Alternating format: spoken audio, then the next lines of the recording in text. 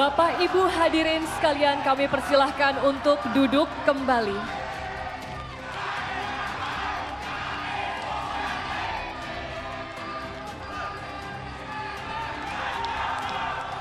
Untuk membuka rangkaian debat keempat calon wakil presiden pemilu tahun 2024,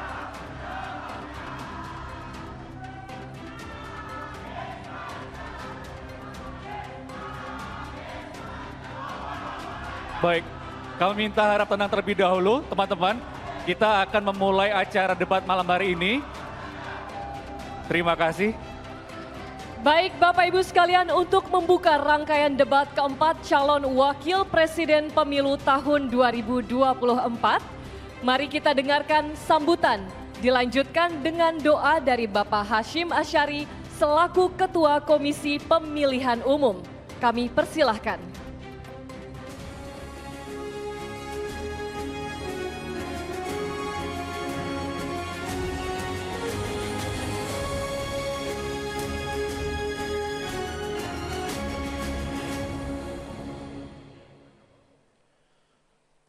Assalamualaikum warahmatullahi wabarakatuh.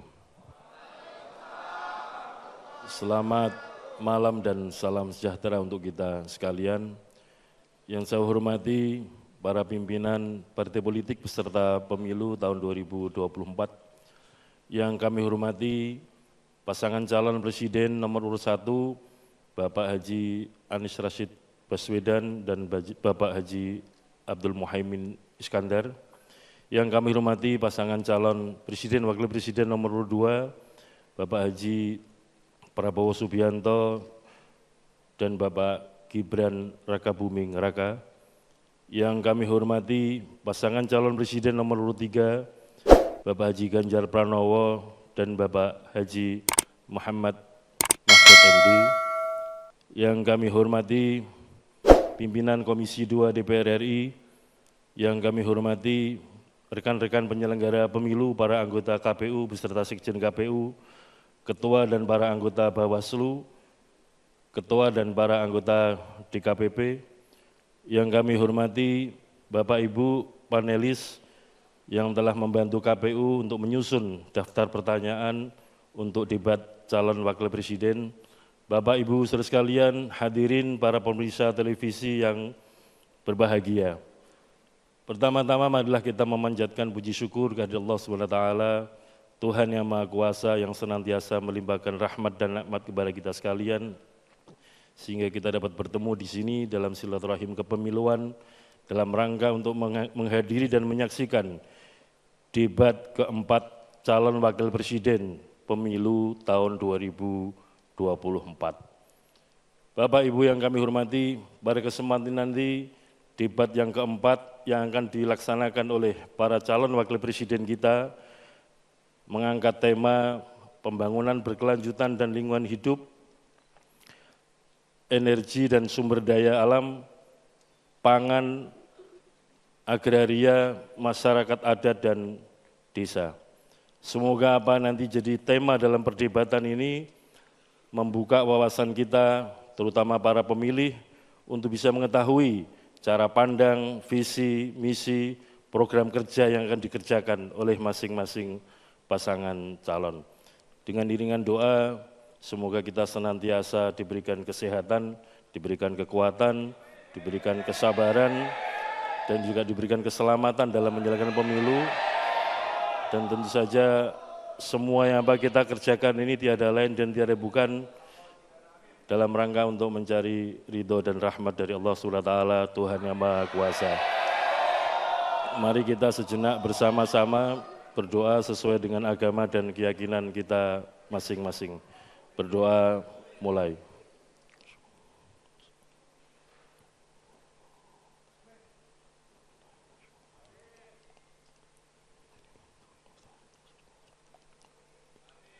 Berdoa selesai.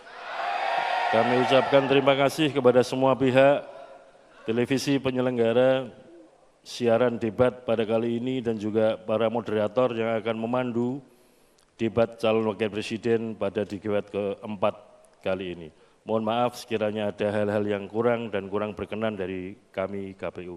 Terima kasih. Assalamualaikum warahmatullahi wabarakatuh.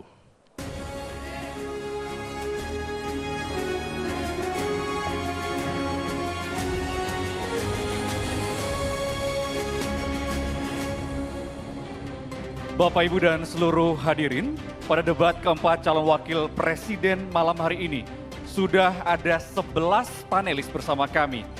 Dimohon kepada para panelis untuk berdiri saat namanya kami sebutkan.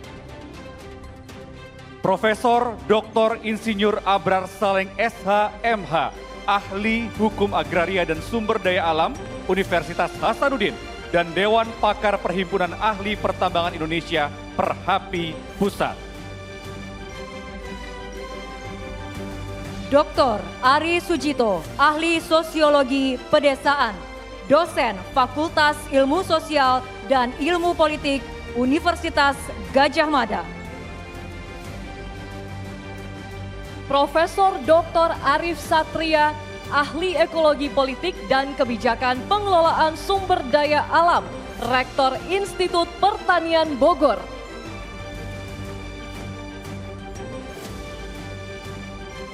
Dewi Kartika, Sekretaris Jenderal Konsorsium Pembaruan Agraria, Ahli Agraria.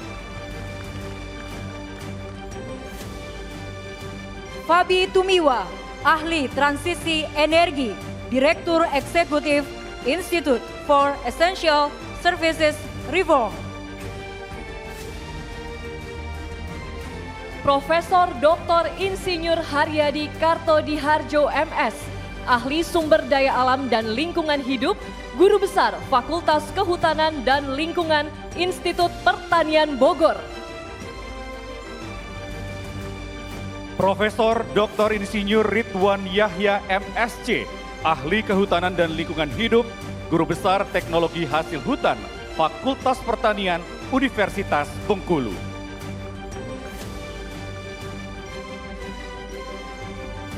Ruka Sombolinggi, SP, MA, Sekretaris Jenderal Aliansi Masyarakat Adat Nusantara, Ahli Masyarakat Adat. Profesor Sudarto P. Hadi PhD, Pakar Manajemen Lingkungan, Rektor Universitas Diponegoro 2010 sampai 2015. Profesor Dr. Sulistiyowati Irianto, Guru Besar Antropologi Hukum, Fakultas Hukum Universitas Indonesia, Ahli Hukum dan Masyarakat, Hukum dan Gender. Insinyur Tubagus Furkon Sofani, MA PhD, Ahli Perencanaan Wilayah dan Perdesaan, Institut Teknologi Bandung.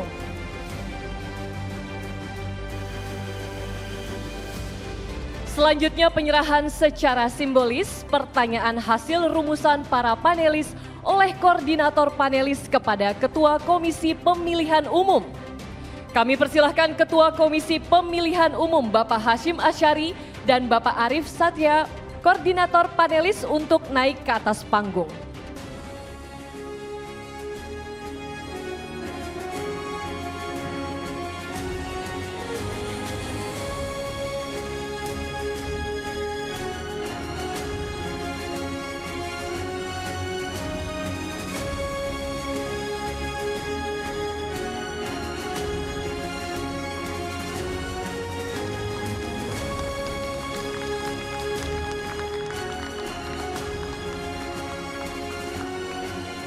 Baik, kami persilakan kepada Bapak Hashim Asyari dan Bapak Arif Satria untuk kembali ke tempat.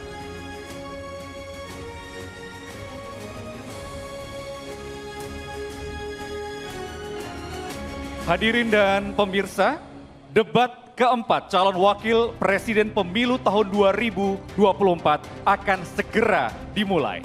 Mari kita sambut moderator yang akan memandu jalannya debat malam hari ini, Retno Pinasti dan Zilvia Iskandar. Sila Purnama, Jati Dharma, dan Fitri Megantara. Terima kasih. Selamat malam hadirin dan pemirsa. Sebelum kita memulai debat keempat calon wakil presiden pemilu tahun 2024 ini, ada sejumlah tata tertib yang wajib ditaati dan sekaligus juga menjadi komitmen bersama yang harus diikuti oleh para hadirin yang ada di sini maupun juga para calon wakil presiden yang akan berdebat pada malam hari ini. Kita simak bersama tata tertib debat berikut ini. Ketentuan debat. Tata tertib sebelum debat. Pakaian yang digunakan adalah bebas, sopan, dan rapi. Setiap tamu undangan harus menjaga ketertiban, keamanan, serta kebersihan dan tidak membawa barang-barang yang dilarang serta dapat membahayakan orang lain di lokasi debat. Yang dapat memasuki area debat hanya nama-nama yang sudah terdaftar dan memiliki undangan debat. Untuk pengantar atau pendamping tamu VIP hanya diperbolehkan mengantar ke area debat. Tim kampanye pasangan calon menempatkan petugas yang dapat menjaga ketertiban dan keamanan selama debat berlangsung. Di dalam area debat, pendukung tidak diperkenankan membawa bahan kampanye dan alat peraga kampanye kecuali atribut yang melekat di tubuh. Selama acara debat berlangsung, tamu undangan wajib menjaga ketertiban dan tidak meneriakkan yel-yel atau slogan, serta melakukan intimidasi dalam bentuk ucapan maupun tindakan kepada pendukung pasangan calon, moderator, dan panelis. Selama debat berlangsung, handphone atau alat komunikasi dalam kondisi hening dan dilarang mengaktifkan flashlight.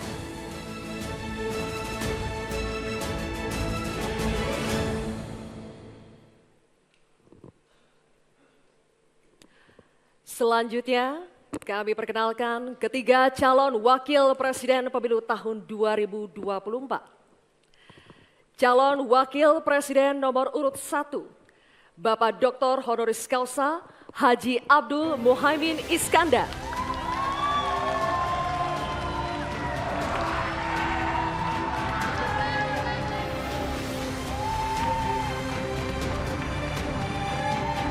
Berikutnya, calon wakil presiden nomor urut 2, Bapak Gibran Rakabuming Raka.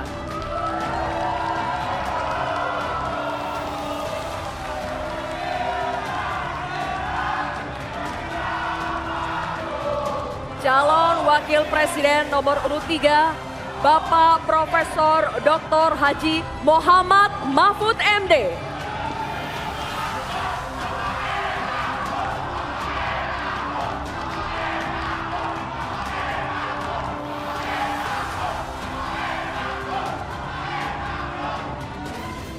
Dan sekarang kami undang ketiga calon wakil presiden untuk menuju ke podium masing-masing.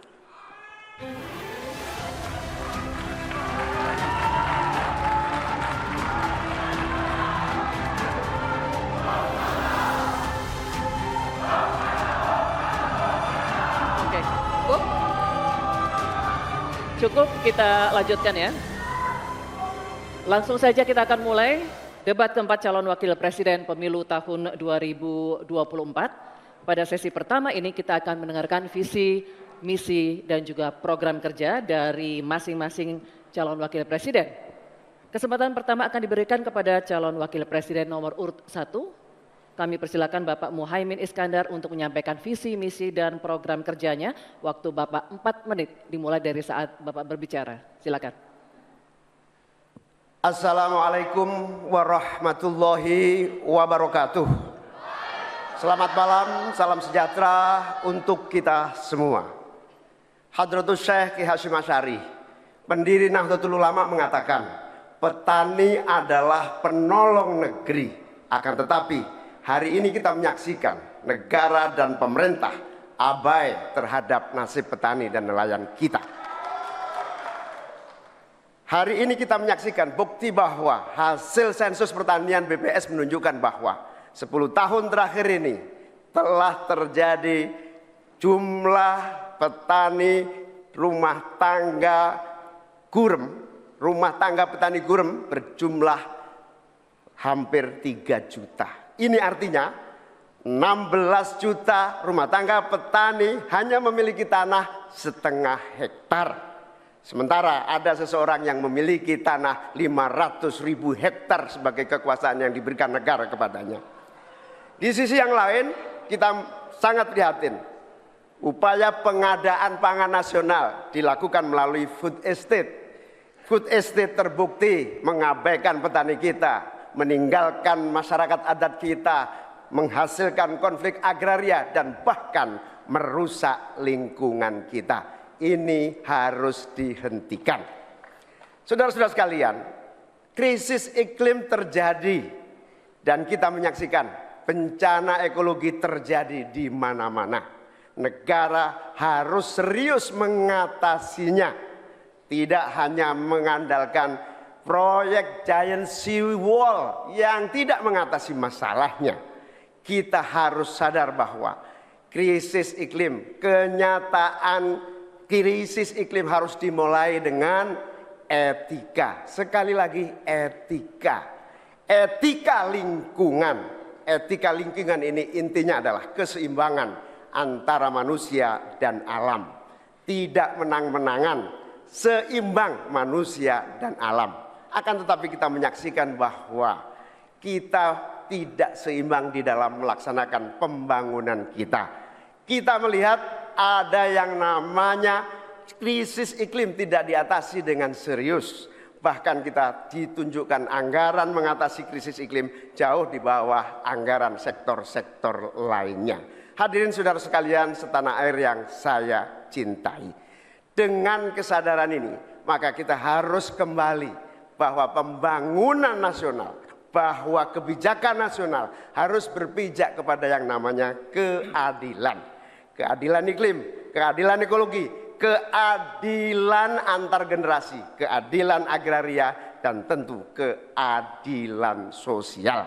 Saudara-saudara sekalian, rakyat harus dilibatkan. Rakyat tidak boleh ditinggal karena pemilik negeri ini rakyat. Pemerintah hanyalah pelaksana dari pemilik negeri ini. Oleh karena itu, desa harus menjadi titik tumpu pembangunan. Petani, nelayan, peternak, masyarakat adat harus menjadi bagian utama dari program pengadaan pangan nasional. Reforma agraria harus menjadi kepastian distribusi lahan bagi para petani kita. Energi baru dan terbarukan harus digenjot, bukan malah dikurangi targetnya, diturunkan targetnya. Karena itu kita harus lakukan perubahan. Kita tidak boleh diam. Perubahan menghadapi masa depan kita dan generasi yang akan datang. Para petani dan seluruh warga bangsa yang terlibat, negara menunggu langkah kita bersemua. Kita semua harus menghadirkan perubahan untuk Indonesia yang lebih baik. Baik.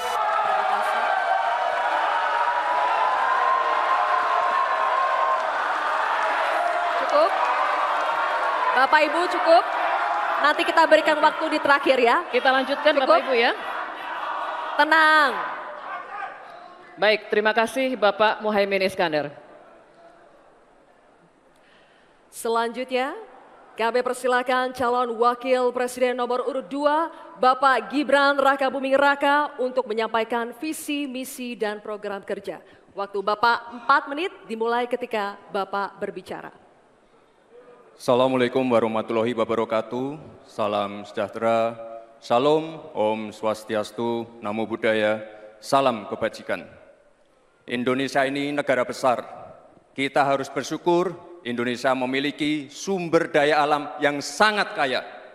Di antaranya kita punya cadangan nikel terbesar di dunia, timah terbesar nomor 2. Oleh karena itu, program hilirisasi harus dilanjutkan dan diperluas cakupannya. Tidak hanya hilirisasi tambang saja, tapi juga hilirisasi pertanian, sektor maritim, dan juga hilirisasi digital. Intinya, kita tidak boleh lagi mengirim barang mentah. Untuk mengurangi ketergantungan pada energi fosil, kita akan dorong transisi menuju energi hijau, seperti bioaftur, biodiesel, dan juga bioetanol. Yang sudah dilakukan meliputi B35 dan B40. Potensi energi baru terbarukan kita juga luar biasa sekali. Bisa mencakup 3.686 gigawatt yang meliputi energi surya, angin, air, bioenergi, dan juga panas bumi. Oleh karena itu, kerjasama Pentahelix wajib untuk didorong. Bapak Ibu yang saya hormati, teman-teman sesama anak muda, jika agenda hilirisasi, pemerataan pembangunan, transisi menuju energi hijau, ekonomi kreatif, UMKM bisa kita kawal, insya Allah akan terbuka 19 juta lapangan pekerjaan untuk generasi muda dan kaum perempuan. 5 juta diantaranya adalah green jobs. Green jobs ini adalah peluang kerja di bidang kelestarian lingkungan. Green jobs ini adalah tren peluang kerja masa kini dan masa depan. Untuk mendorong kesejahteraan petani, akan kita dorong terus ketersediaan pupuk dan bibit yang mudah dan murah. Untuk menjaga stabilitas harga pangan, akan kita optimalkan peran dari TPID, ID Food, Bulog, dan Badan Pangan. Untuk meningkatkan produktivitas para petani, akan kita dorong terus mekanisasi. Generasi muda akan kita dorong melalui smart farming. Agenda reforma agraria akan kita lanjutkan juga terkait kepemilikan tanah dan juga pemanfaatan tanah yang lebih berkeadilan. Program PTSL, redistribusi tanah, dan One Map Policy akan dilanjutkan. Anggaran dana desa sudah terbukti menurunkan angka desa tertinggal dan meningkatkan angka desa berkembang dan mandiri. Oleh karena itu, anggaran dana desa akan ditingkatkan sesuai dengan kekuatan fiskal di dalam negeri. RUU Masyarakat Hukum Adat akan didorong agar lebih berkeadilan. Karena sesuai dengan prinsip Sustainable Development Goals, yaitu Leave No One Behind. Narasi besarnya di sini adalah keberlanjutan dan penyempurnaan. Terima kasih. Wassalamualaikum warahmatullahi wabarakatuh. Baik. Masih ada waktu, Bapak? Masih ada waktu. Mau dimanfaatkan atau tidak? Cukup? Baik. Oke. Cukup? Cukup? Tenang? Tenang, Bapak. Baik, Ibu? kita lanjutkan, Bapak, Ibu. Kita lanjutkan. Cukup? Bisa Terima tenang? kasih. Kita lanjutkan ya. Kita lanjutkan. Baik. Nanti kita akan kasih kesempatan, kita lanjutkan dulu sesinya. Selanjutnya kami akan persilakan calon wakil presiden nomor urut 3, Bapak Mahfud MD untuk menyampaikan visi, misi, dan program kerjanya. Waktu Bapak sama, 4 menit dimulai saat Bapak berbicara. Silakan Pak Mahfud. Bismillahirrahmanirrahim, atas berkat rahmat Allah yang Maha Kuasa.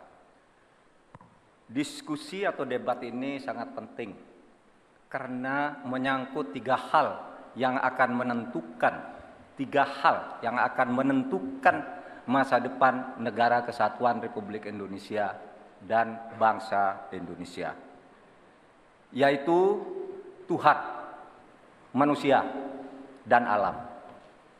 Di dalam kearifan lokal, misalnya di Jawa dan Bali ada istilah Trihita Karana. Di Sunda, Jawa Barat ada Tritangtu, 3. Ada Trinitas, Trisakti, dan sebagainya. Di dalam kearifan lokal, bangsa Indonesia di masa lalu sudah biasa melakukan langkah-langkah untuk memberikan perlindungan atas lingkungan hidup agar lestari. Bahkan konstitusi kita juga menyatakan bahwa sumber daya alam itu harus dikelola dan digunakan untuk sebesar-besar kemakmuran rakyat.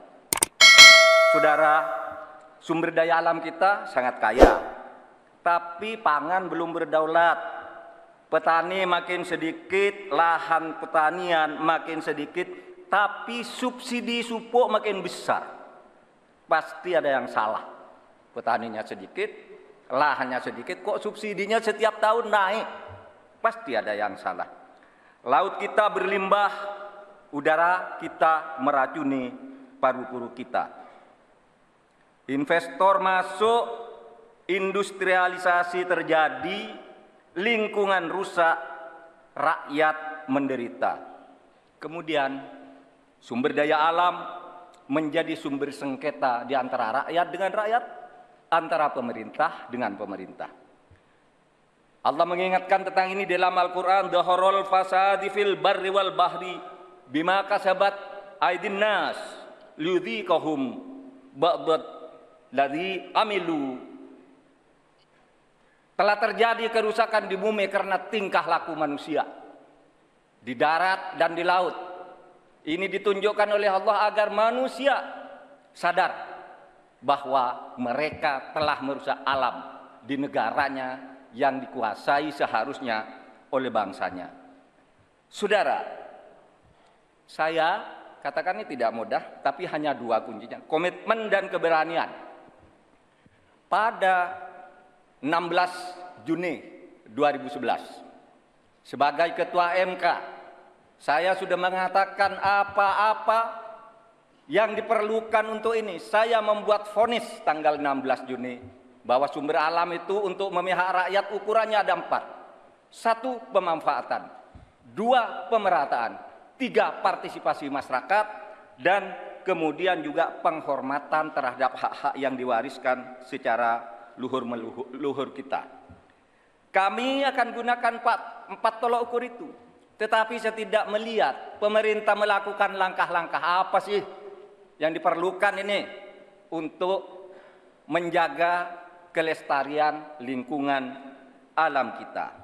Maka kami punya program petani bangga bertani di Laut Jaya, nelayan sejahtera.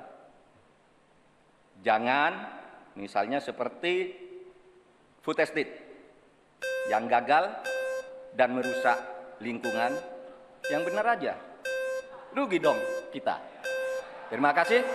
Assalamualaikum warahmatullahi wabarakatuh. Baik, terima kasih Pak Mahfud. Baik, terima kasih kepada ketiga calon wakil presiden kita. Dan hadirin sekalian, ini saatnya kita memberikan apresiasi kepada ketiga calon wakil presiden kita. Silakan berikan apresiasi kepada Bapak Muhaimin Iskandar, Bapak Gibran Rakabuming Raka, dan Bapak Mahfud MD.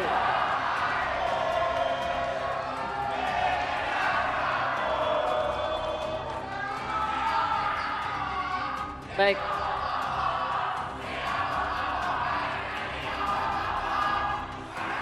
Baik hadirin dan pemirsa, kita akan jeda dulu.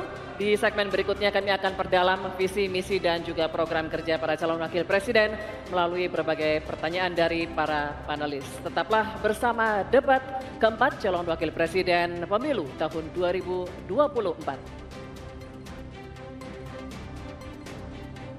Bu, 14 Februari ya? Beres ya, Ibu takkan lupa toh. Don, kamu juga ya? Ya Bu, tanggal 14 Februari kan? Cie, 14 Februari. Iya dong, 14 Februari aku mau milih. Yah, 14 Februari ada apa sih? 14 Februari itu saat kita memilih. Kamu juga ya, cek apakah kita sudah terdaftar sebagai pemilih di cekdptonline.kpu.go.id. Rabu 14 Februari 2024. Yuk, kita nyoblos! Gimana ya caranya ngecek gue sudah terdaftar sebagai pemilih di pemilu 2024 nanti? Sini gue kasih tahu. Langsung aja cek dptonline.kpu.go.id. Nah, masuk pencarian data pemilih, pilih kabupaten kota sesuai KTP, masukkan NIK, nama lengkap, dan tanggal lahir. Klik pencarian. Udah deh, bahkan lo bisa tahu lokasi TPS-nya di mana. Kalau nggak terdaftar, hubungi kantor KPU terdekat. Jangan lupa, Rabu 14 Februari 2024, pastikan nama kita terdaftar sebagai pemilih. Yuk, kita nyoblos!